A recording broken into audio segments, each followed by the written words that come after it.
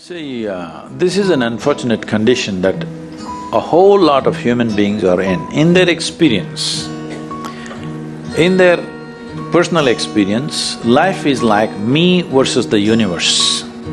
Being in competition with the universe is a stupid thing to do. That's not a competition you must get into. So, this is why yoga. Yoga does not mean twisting and turning your body. The word yoga means union. Right now it's me versus the universe. This is just your psychological condition. This is not the reality.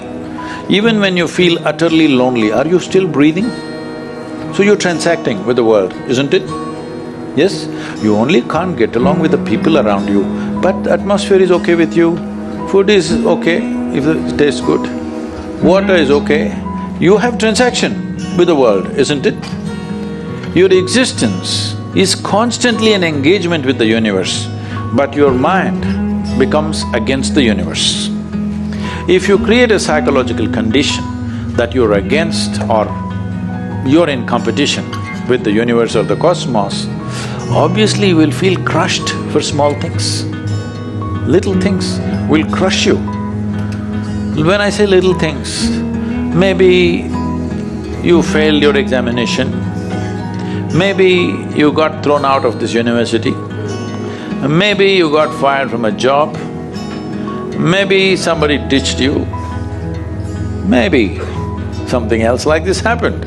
These are all small things between life and death. Because you came here with nothing, isn't it?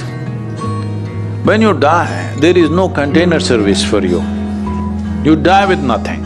In spite of that, most people are carrying such a huge baggage on their head as if they're carrying the whole universe on their head. This is their own psychological condition. When are you going to learn how to handle my thought and my emotion? At the end of your life? The only problem really with life is just this. Most human beings have taken themselves too seriously. Countless number of people like you and me have walked this planet. They were also big people. Where are they? All topsoil? Topsoil or no? Unless somebody, your friends decide to bury you real deep, fearing that you may rise from the dead. You know, there have been such instances. Or maybe you're planning to go to heaven. Anybody who talks about a place other than this place as a better place than this is a crime against humanity. My fundamental work is to destroy all heavens so that people will learn to live well here. I'm asking you, do you have any proof? Do you have any proof that you are not already in heaven and messing it up? You're already in heaven, making a mess out of it. Yes, simply because you are not even learning how to handle your basic faculties of thought and emotion, isn't it? I'm asking.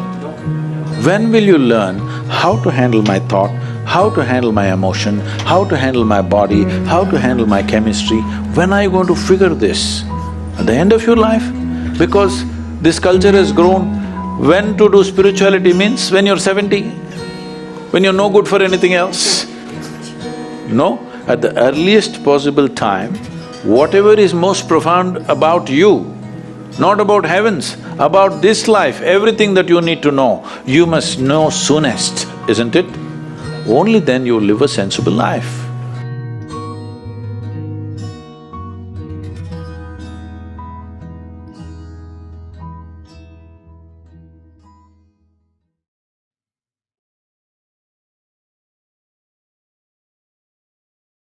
What if I say that you have lost touch with yourself? It would seem like a funny and meaningless statement for most of the people. But those who are on the spiritual path know that it is the truth. What actually happens when you lose touch with yourself? When you lose touch with yourself, you lose yourself in body and mind, which means you start taking yourself to be the body and mind. Yes, this is the sign. Identification with the body-mind complex is the proof that you have lost touch with the real you. Consciousness is your essential nature. It is who you truly are beyond these physical and psychological forms. What you need is simple recognition. Recognition of your conscious nature. This is what Master Astavakra said to his disciple. Let me share with you that beautiful words. The words goes like this. Yadi deham pritikritya chiti vishramya tisthasi adhunaiva sukhi shanto bandhu mukto bhavishyasi. Master Astavakra says, if you detach yourself from this body-mind complex and rest in consciousness, then you would at once be happy and peaceful. Just see what the Master said. How profound and liberating are his words. He says, if you detach yourself from this body and mind and rest in consciousness, which means if you cease to identify with this body and mind and recognize yourself as the consciousness, you would immediately feel the peace which is inseparable from who you truly are. Peace and consciousness are inseparable. Peace is the very fabric your being is made of.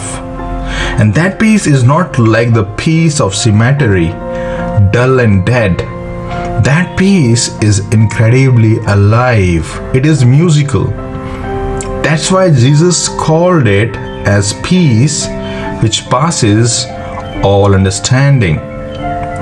Remember, it's not the ordinary peace. For a common man in everyday life, peace for him is the absence of trouble. Peace for him is the absence of problems. That's what his peace is like. Right? And it can be disturbed very easily. When any problem crops up, that very moment his peace gets disturbed. But the peace which is inseparable from who you are is magical. It is timeless. It is independent of what happens or doesn't happen. It remains undisturbed even in the midst of extremely disturbing situations. Do you remember the story of that Zen master who, in the face of an extremely difficult and disturbing situation, would simply say, "Is that so?" That's the peace I'm talking about.